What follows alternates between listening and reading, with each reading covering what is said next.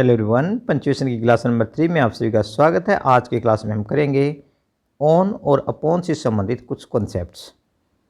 इन दोनों में क्या अंतर हैं, क्या समानताएं हैं, आज की क्लास का डिस्कशन का मुद्दा यही रहेगा कि ऑन का प्रयोग कहाँ करेंगे और अपॉन का प्रयोग कहाँ करेंगे। इन दोनों में समानता क्या है, दोनों का अर्थ ही क्या है, ऊपर के लिए प्रयोग किया जाता है। दोनों का अर्थ मतलब क्या है, ऊपर। लेकिन अंतर भी है दोनों में। वो अंतर क्या है देखते हैं। अगर दोनों का अर्थ ऊपर ही है तो आखिर इन दोनों में क्या समानता और क्या अंतर है, ये समझना बहुत ही ज़रूरी है। यदि अर्थ एक जैसा निकल रहा है तो उनमें कहीं ना कहीं समानता के साथ साथ कुछ अंतर भी है।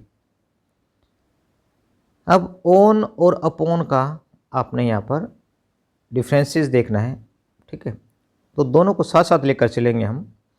ऑन का अर्थ है पर, ठीक है, या किसी चीज़ के ऊपर, लेकिन ये किस चीज़ को दिखाता है, स्थिरता को दिखाता है। मान लीजिए कि कोई चीज़ पहले से ऐसे और उसके ऊपर हमने मान लीजिए कि बॉल है, हम यहाँ पर बॉल रख देते हैं तो ये क्या है, स्थिर है। अब कोई पूछे कि where is the ball, ball कहाँ पर है, तो आप कहेंगे the ball is on the table, ठीक है। मान लीजिए टेबल है तो टेबल के ऊपर जो बॉल रखी हुई है तो क्या ये स्थिर है या अस्थिर है, ये स्थिरता की अवस्था में, इसमें कोई गति नहीं है। तो जहाँ पर भी आपको ऐसा लगे ऊपर की अवस्था तो है, ऊपर तो है, लेकिन किस अवस्था में है, स्थिरता की अवस्था में है, ठीक है। तो उस समय आप ऑन का प्रयोग करेंगे। तो एक वस्तु का दूसरी वस्तु के ऊपर स्थित होना बताने के लिए हम ऑन का प्रयोग करते हैं। एक वस्तु दूसरी वस्तु को टच करते हैं, ये बात भी कन्फर्म है कि क्या करते हैं, एक वस्तु दूसरी वस्तु क्या करती है, टच करती है, क्योंकि इसके ऊपर रखी हुई है तो आपस में क्या होगा, इनका संपर्क होगा। वो कैसा होगा, टच का संपर्क होगा, ठीक है। अब एग्जाम्पल और देखो जरा। Put this Apple on the table, या क्या कहा है कि इस एप्पल को टेबल के ऊपर रखो, तो क्या है, इसमें स्थिरता है, ठीक है, क्योंकि इसके ऊपर रखी है टेबल के ऊपर तो उसमें कोई गति नहीं है। ही सेट ऑन ए बेंच, वह कहाँ बैठा हुआ है, बेंच के ऊपर बैठा हुआ है। तो बैठने की जो गति है वो बैठने के बाद की अवस्था को बताती है, ठीक है। कहाँ पर देखो, बैठा हुआ बताया यहाँ पर, ही सेट ऑन द बेंच, वह बेंच पर बैठा है। तो बेंच के ऊपर कोई व्यक्ति यदि बैठा है तो उसके अंदर क्या है, स्थिरता है, ठीक है, इसमें कोई गति नहीं हो रही है। अब कॉन्सेप्ट नंबर 2, अपॉन का प्रयोग ऊपर को तो दिखाता है, लेकिन ऊपर को, ऊपर की ओर तो है संकेत, क्योंकि दोनों का अर्थ ही ऊपर है, लेकिन इसमें क्या होगा, गति को प्रकट करता है। एक नाउन का दूसरे नाउन के ऊपर से गति का संबंध होता है अपॉन में। कैसे, एग्जाम्पल से और ज़्यादा क्लियर हो पाएगा, क्योंकि दोनों का मतलब ही ऊपर है। लेकिन यहाँ पर बताया है कि अपॉन का प्रयोग तब होगा जब एक नाउन दूसरे नाउन के ऊपर क्या करे, गति का संबंध बताया, मतलब आपस में कोई गति का संबंध। कैसे नजर आएगा देखो जरा। The thief jumped upon the wall, जो थीफ था, जो चोर था, वह किस पर कूदा, वॉल, दीवार के ऊपर कूदा। तो कूदने की जो गति है, उस व्यक्ति की जो गति है वो क्या है, वो स्थिर नहीं है, क्योंकि उसके अंदर क्या है, एक एक्शन है, ठीक है। अब दूसरा देखो example, the wolf sprang upon the goat. अब जो वुल्फ है, भेड़िया जो है, वो उछला किसके ऊपर, अपॉन द गोट, किसके ऊपर, गोट मतलब बकरी के ऊपर। तो वुल्फ जो है, भेड़िया जो है, गोट के ऊपर उछला। तो ये उछलने की जो गति है वो क्या स्थिरता को दिखाती है, बिल्कुल नहीं, स्थिरता को नहीं दिखाती। ये क्या दिखाती है, एक एक्शन को दिखाती है। जब भी आपको ऐसा लगे कि कोई एक्शन हो रहा है, ठीक है, मतलब गतिमान है, तो वहाँ पर आप अपॉन लगाएंगे। ऐसा आपको लगता है कि स्थिर है तो वहाँ पर ऑन लगाएंगे। तो ये दोनों के अंदर क्या है, अंतर है, ठीक है। समानता तो हमने देख ली कि दोनों का अर्थ एक जैसा है, लेकिन अंतर क्या देखा, ऑन का प्रयोग तब करेंगे जब स्थिरता का भाव हो, और जब गति का भाव होता है तो उस भाव अपॉन का प्रयोग करेंगे। अब ऑन का प्रयोग एक और देख लो, कहाँ पर ऑन का प्रयोग किया जाता है, सप्ताह के दिनों के साथ या डेट मतलब तारीख के से पहले भी हम ऑन का प्रयोग करते हैं। से he will get married on Monday, वह मंडे को शादी करेगा। तो यहाँ पर क्या होगा, सप्ताह का कि दिन का नाम आ गया मंडे को। India got independence on 15 August 1947, 15 August 1947 को भारत आज़ाद हुआ। तो ये क्या हो गई, तारीख हो गई। इस प्रकार से सप्ताह के दिनों के नाम से पहले और तारीख से पहले हम ऑन का प्रयोग करेंगे। लेकिन आपने किस बात का एक बात और ध्यान रखनी, यदि सेंटेंस के अंदर हैज़, हैव या हैड जिसके साथ बीन लगा हुआ हो, हैज़ बीन, हैव बीन या हैड बीन है, V1 प्लस आईएनजी का प्रयोग हुआ है, तो उसमें प्रेपोजिशन ऑन का प्रयोग नहीं होगा। इसकी जगह या तो सिंस लगेगा या फॉर लगेगा। ठीक है, बाकी परिस्थितियों में तो आप, बाकी टेंसेज में तो आप ऑन का प्रयोग कर सकते हैं, लेकिन जब भी हैज़ बीन, हैव बीन या had been plus V1 plus ING दिया हुआ है तो उसमें आप सिंस या फॉर का ही प्रयोग करेंगे। जैसे एग्जाम्पल, ऊपर वाले एग्जाम्पल को थोड़ा चेंज करके कैसे लिखा हुआ है, he has been living here since 15 August 1947। वह यहाँ पर कब से रहता आ रहा है, 15 अगस्त 1947 से वह यहाँ रहता आ रहा है। तो हैज़ बीन आया है ना, यहाँ पर आप सिंस लगाएंगे। ठीक है, तो सिंस और फॉर के अगली जो क्लास होगी उसमें हम डिस्कस करेंगे सिंस का प्रयोग एक्चुअली में कहाँ किया जाता है और फॉर का प्रयोग कहाँ किया जाता है। ठीक है, यहाँ पर मैंने आपको अंतर बताने के लिए एक एग्जाम्पल दिया है।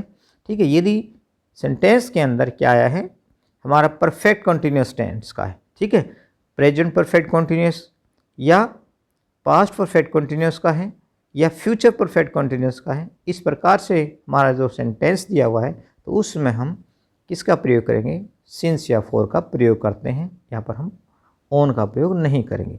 अभी तो मैंने ऊपर वाले सेंटेंस से बात की थी, ठीक है, क्या कि भाई हम तारीख से पहले हम ऑन लगाते हैं, लेकिन तारीख में ये देखना है कि सेंटेंस में यहाँ पर has been, have been, had been या विल हैव बीन तो नहीं है। अगर ऐसा है तो आप सिंस या फॉर का ही प्रयोग करेंगे, ऑन का प्रयोग नहीं करेंगे तारीख के लिए। ठीक है, नेक्स्ट कॉन्सेप्ट देखो, किसी विशेष दिन के विशेष भाग को बताने के लिए हम ऑन का प्रयोग करते हैं। जैसे many people Gamble on the night of Diwali. अब विशेष दिन कौन सा होगा, दिवाली का दिन हो गया। अब दिवाली के विशेष भाग की बात की जा रही है कि भाई दिवाली की रात को, ठीक है, तो ये विशेष भाग हो गया, उस दिन का विशेष भाग होता है, तो वहाँ पर भी हम ऑन का प्रयोग करते हैं। Many people Gamble on the night of Diwali. बहुत सारे लोग दिवाली की रात को गैम्बल करते हैं, मतलब जुआ खेलते हैं। ठीक है, अब थोड़ा सा अंतर और समझें। देखो, छोटी छोटी बारीकियां हैं वो आपको समझनी पड़ेंगी।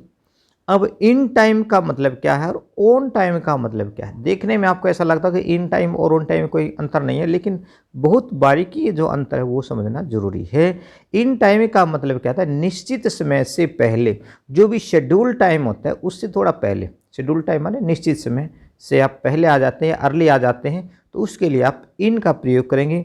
लेकिन ऑन का प्रयोग कब करेंगे, निश्चित समय पर, एट द एग्जैक्ट शेड्यूल, जो भी टाइम दिया हुआ होता है उस समय पर यदि आप पहुंच जाते हैं या कोई काम हो जाता है तो निश्चित समय के लिए आप लगाएंगे ऑन। ठीक है, और निश्चित समय से पहले को दिखाने के लिए आप प्रयोग करेंगे इन का। एग्जाम्पल से और ज़्यादा आपको स्पष्ट हो पाएगा। The exam will start on time. अब क्या कहते हैं, एग्ज़ाम जो है, परीक्षा जो है शुरू हो जाएंगी कब, समय पर। ऑन टाइम का मतलब निश्चित समय पर। परीक्षा का एक टाइम होता है ना, भाई इतने बजे आपकी परीक्षा होनी है, तो परीक्षा का जो समय होता है वो क्या होता है, एग्जैक्ट शेड्यूल होता है, इसलिए हमने क्या लगा जिसके साथ ऑन का प्रयोग किया। लेकिन दूसरा एग्जाम्पल इस बात को क्लियर करेगा कि हमने इन का प्रयोग क्यों किया है। We must reach the exam centre in time. हमें एग्ज़ाम सेंटर में पहुंचना है इन टाइम, समय पर, मतलब एग्ज़ाम से पहले ही तो पूछना होगा, जो निश्चित समय दिया गया उसके थोड़ा सा पहले। ठीक है ना, उसमें बिफोर द शेड्यूल टाइम। तो बिफोर द शेड्यूल टाइम की बात की जाती है तो आप लगाएंगे इन, और बिल्कुल एग्जैक्ट टाइम की बात की जाती है तो वहाँ पर लगाएंगे ऑन। तो ये थोड़ा सा अंतर था जो आपने समझा। अब ज़रा इस बात पर भी ध्यान दीजिए, ठीक है, क्योंकि प्रेपोजिशन जो है ना वो बारीकियों से जुड़ी हुई है। वैसे तो ग्रामर के प्रत्येक टॉपिक में कहीं ना कहीं आपको बारीकियाँ नज़र आएंगी, लेकिन प्रेपोजिशन में क्या होता है कि यदि आपने प्रेपोजिशन जो है वो चेंज कर दी तो उसका मीनिंग ही चेंज हो जाता है, उस वर्ड का जो अर्थ है ना वो ही चेंज हो जाता है। ठीक है, तो आप इस बात पर ध्यान दें कि जो मैं आपको अभी बताना चाहता हूँ, किस बात पर मैं आपका ध्यान दिलाना चाहता हूँ। देखिए, यदि आप बस के द्वारा यात्रा को बताना चाहते हैं, प्लेन के द्वारा यात्रा को बताना चाहते हैं, ट्रेन के द्वारा यात्रा को बताना चाहते हैं, शिप द्वारा यात्रा को बताना चाहते हैं, तो वहाँ पर आप लगाएंगे ऑन। ठीक है, on bus, on plane, on train, on ship, जिनके फ्लोर पर आप वॉक कर सकते हैं, मतलब चल सकते हैं। थोड़ा ये याद रखने के लिए आपने ये रखना है। ठीक है, और पैदल चलने के लिए भी आप क्या करेंगे, ऑन फुट लगाएंगे। ये इंपॉर्टेंट पॉइंट याद रखें, पैदल चलने के लिए क्या लगाएंगे, ऑन फुट, ठीक है, ऑन प्रेपोजिशन लगेंगे, बाय फुट नहीं लगेगा, पैर के द्वारा नहीं, ठीक है, ऑन फुट पैदल चलने के लिए। जैसे I covered 10 kilometre on foot, मैंने 10 किलोमीटर की दूरी कवर की ऑन फुट मतलब पैदल चलकर। तो फुट के साथ आप क्या लगाएंगे, ऑन प्रेपोजिशन लगाएंगे। अगर बाइक की बात करते हैं तो वहाँ पर on bike, on bicycle, on horse etcetera, ठीक है। लेकिन यदि बात आती कार की तो इन कार, इन कैब, इन टैक्सी, इन ऑटो, इन हेलीकॉप्टर, इन एम्बुलेंस। इस तरह से ये छोटे छोटे अंतर हैं, वो आपको समझने हैं, ठीक है। कुछ इंपॉर्टेंट वर्ब्स हैं जिनके साथ आप ऑन प्रेपोजिशन का प्रयोग करेंगे, तो आपने उन वर्ब्स को याद करना है जैसे हम अभी तक करते आए हैं इंपॉर्टेंट वर्ब्स को। अटेंड ऑन, किसी चीज़ के ऊपर अटेंड ऑन का मीनिंग होता है सेवा करना, ठीक है। अटेंड ऑन, किसी की सेवा करने के लिए आप अटेंड ऑन का प्रयोग करेंगे। बेस ऑन, आधारित, किसी चीज़ पर आधारित, ये इसको आप हटा देना, ये डबल लिंग हो गया, ठीक है। बेस ऑन का मीनिंग क्या होता है, आधारित, किसी चीज़ पर कोई चीज़ आधारित होती है उसको हम बेस ऑन बोलेंगे। कॉल ऑन, मिलने जाना, कॉल ऑन का मीनिंग क्या हो गया, मिलने जाना। कैरी ऑन, चलना, मतलब किसी काम को लगातार करते रहने को भी कैरी ऑन बोलते हैं, ठीक है। आगे देखो, काउंट ऑन, भरोसा करना, you can count on me, तुम मुझ पर भरोसा कर सकते हो।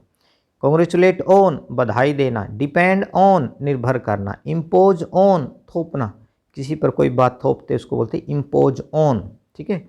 फीड ऑन, गुजारा करना, किसी चीज़ पर निर्वाह करते हैं, निर्वाह करना या गुजारा करने को क्या बोलते हैं, फीड ऑन, ठीक है। इंसिस्ट ऑन, किसी बात पर जोर देना। हार्ड ऑन, किसी के प्रति कठोर होना, ठीक है, किसी के प्रति आपका व्यवहार कठोर हो जाता है उसको बोलते हैं हार्ड ऑन। होल्ड ऑन, किसी चीज़ पर आपकी पकड़ होती है। आज कुछ एक्स्ट्रा वर्ड लिखे हुए हैं, पीडीएफ में बनाते समय ध्यान नहीं दिया गया, कोई बात नहीं। होल्ड ऑन का मीनिंग होता है किसी पर पकड़ होना, ठीक है। लिव ऑन, किसी चीज़ पर गुजारा करना। प्ले ऑन, किसी भी वाद्य यंत्र जो होता है, संगीत के यंत्र होते हैं उनको बजाने के लिए आप प्ले ऑन का प्रयोग करेंगे। पुट ऑन माने होता है पहनना, और पुट ऑफ का मीनिंग होता है उतारना, ठीक है। पुट ऑफ माने उतारना, OFF, और पुट ऑन माने पहनना। रिले ऑन, किसी पर भरोसा करना, you can relay on me, ठीक है। और एक्ट अपॉन, किसी बात पर अमल करना। तो ये आपने वर्ब जो है वो याद करनी है, ठीक है। एक दो बार आपने ज़रूर रिवाइज करना है। जब भी आपको मौका मिलता है आप कॉपी में इसको लिख लें, और लिखने के बाद आप समय समय पर बीच बीच में दोहराते रहें। एक बार फिर मैं रिवाइज करवा देता हूँ। अटेंड ऑन, बेस ऑन, ऐसे आप रिवाइज करेंगे। Call on, carry on, count on, congratulate on, depend on, impose on, feed on, insist on, hard on, hold on, live on, play on, put on, relay on और act upon. अब जैसे ही आपने इन वर्बों को याद कर लिया तो कोई भी एक्सरसाइज आपके सामने आती है तो आप बिल्कुल बड़े आसानी से समझ जाएंगे कि इस वर्ब के साथ कौन सी प्रेपोजिशन लगनी है। जैसे फीड आया है, ठीक है, द काउ फीड। अब फीड वर्ब को आप देखो जरा, यहाँ पर आया था फीड। यदि आपको ध्यान रहेगा वर्ब का तो आप बड़ी आसानी से समझ जाएंगे किस चीज़ पर। ये रहा, देखो ज़रा, फीड ऑन मतलब गुजारा करना, ठीक है। तो ऐसे ही कोई भी वर्ब आती है तो आप पहचान लेते हैं तो आपको बड़ी आसानी से प्रेपोजिशन, ये जो कौन सी प्रेपोजिशन आएगी वह भर सकते हैं। तो फीड ऑन का मीनिंग होता है गुजारा करना, किसी चीज़ पर निर्वाह करना। The cow feeds on grass, गाय का गुजारा किस पर होता है, घास पर। निर्वाह किस पर करती है, वो घास पर निर्वाह करती। रिले के साथ भी ऑन हमने कही थी, रिले, और यहाँ छोटा कर देना, ठीक है, relay on. His birthday is on next Sunday, ठीक है। सी एक्ट अपॉन, एक्ट के साथ हमने की थी ना एक्ट अपॉन, ठीक है, एक्ट के साथ अपॉन प्रेपोजिशन लगती है। ही एग्रीड ऑन, देखो एग्री विद भी होता है लेकिन हम बाद में करेंगे उनको। एग्री विद क्या होता है, किसी से सहमत होना, ठीक है।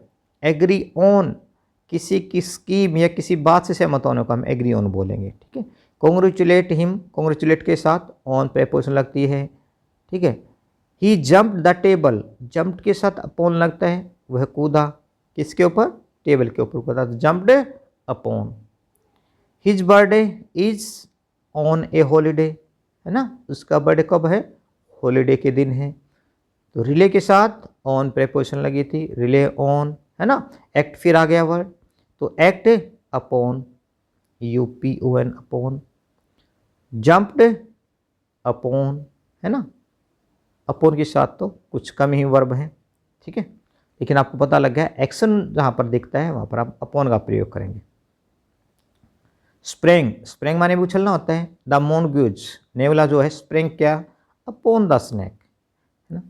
तो एक्शन जहाँ पर लगता है, गति जहाँ पर लगती है वहाँ पर अपने, यहाँ पर जंप में भी गति लगी, है ना, यहाँ पर भी स्प्रिंग में भी गति नजर आई आपको, तो आपने अपॉन प्रेपोजिशन दोनों में भरी, ठीक है। और एक्ट हमारी जो वर्ब है उसके साथ अपॉन लगता है, एक्ट अपॉन, ऐसे आप याद करेंगे, ठीक है। Put the box the table, अब कहते हैं इस बॉक्स को कहाँ रखे, टेबल के ऊपर रखे, तो ऑन द टेबल, ठीक है, कहाँ रखना है, ऑन द टेबल। इंसिस्ट, हमने वर्ब याद की थी, इंसिस्ट के साथ ऑन लगता है, इंसिस्ट ऑन, है ना, जिद करना। लिव ऑन मिल्क, ये भी निर्भर होता है, ठीक है, किस चीज पर आश्रित होना।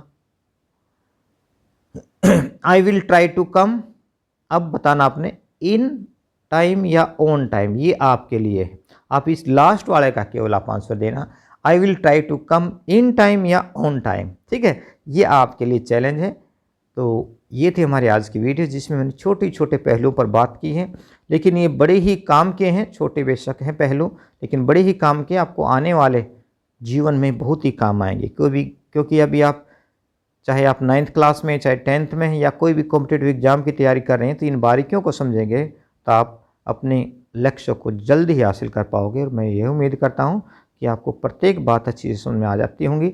और अगर कोई डाउट रहता है तो आप कमेंट बॉक्स में लिखा करो, मैं पुरजोर कोशिश करूँगा आपकी प्रॉब्लम को सुलझाने की। तो मिलते हैं नेक्स्ट वीडियो में, जिसमें हम प्रेपोजिशन की अगली जो हमारे पार्ट्स हैं उनको हम डिस्कस करेंगे। तो तब तक आप इनको अच्छे से लिखें और समझें और याद करें।